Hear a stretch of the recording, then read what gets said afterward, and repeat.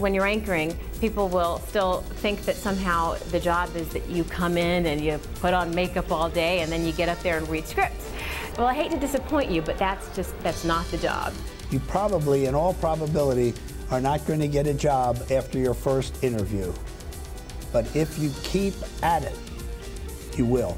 Misspellings and typos drive us nuts.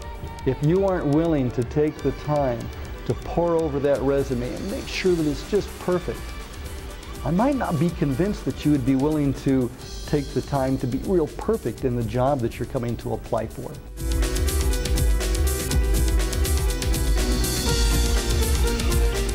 Shortly after I began my career in broadcasting, a mentor of mine, Frank Barron, who ran a rep firm in New York City, gave me the advice, the sage advice, that said, David, there's 3 things that are important in life, and you control one of them, and that is luck, timing, and effort. Remember that you need some talent, but I'm sure all of you have some talent in some area of what it is that you want to do. And next is timing.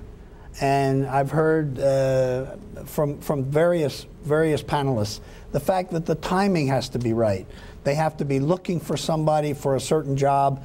There's a need.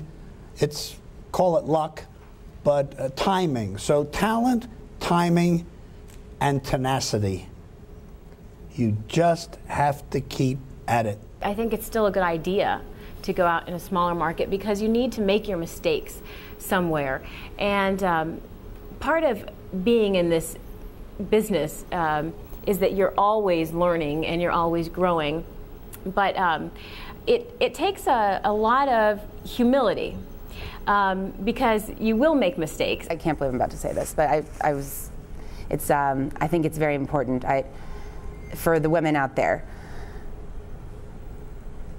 I've had consultants come and talk to me about, I do a lot of sales, and so I go out and meet with people and present, and I've had consultants come in and talk to me about presentation styles, and everybody has things that you can improve on. You know, it's the rest of your life. You'll always learn little things that will make you a better presenter or a better communicator.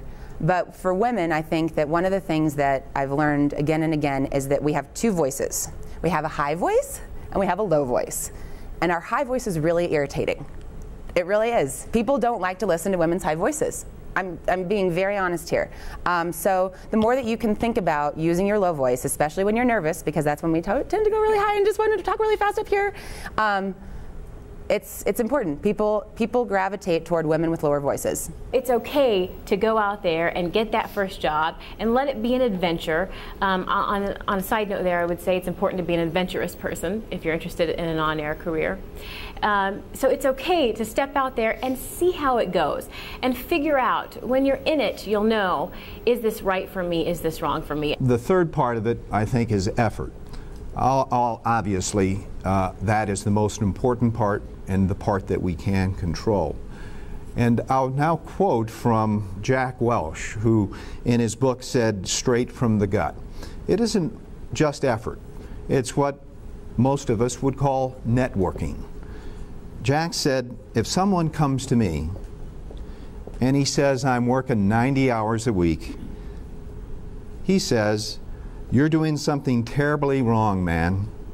I go out skiing on the weekends with my buddy and get drunk Friday nights. So obviously effort is important, but being well balanced is also well important, and having values that are important, and with family life and working with others and giving back to the community. I think you do need to be eager, and you need to be ambitious, and you need to want it, because there's a lot of sacrifices that you will make to try to get a job, and eventually to get a job that, you know, is decent enough to pay your rent or your mortgage, because as you know, you don't get paid very much when you start in the small market. One thing we all need to learn to do, and hopefully we do it well after being in this business a long time, is you learn to have thick skin. You don't take things personally when people have a creative difference of opinion with you. I would like to remind you about the need to be flexible in your career. especially the on-air side of this, I would say all of this industry, but especially the on-air side, I know it's not a career for somebody who craves and needs stability. The other thing I would say is don't get too comfy. Don't get too comfortable in any job that you have. I think showing up at the time when you're supposed to show up and leaving when you're supposed to leave is fine if you want to stay in that job. But the little extra things, the little extra opportunities that always pop up that you have to create yourself, nobody goes, hey, here's an extra idea around you going above and beyond and doing the extra 10%. Here's something that would make you stand out. Nobody says that to you. You have to figure out what that is, and you need to get creative around ways to accelerate your own career path. The other thing that I think has really stood out for me, looking around at the people that I think are successful in whatever it is that they do, especially in a communications-related field where you're dealing with other people, is humor is huge. Obviously appropriate humor, but people that are funny and that find ways to introduce humor to everyday situations, especially in kind of contextual humor, are people who other people like to be around. And those are people who get hired and get promoted, and good things happen to people who find a way to make everybody's day a little bit better by making them laugh.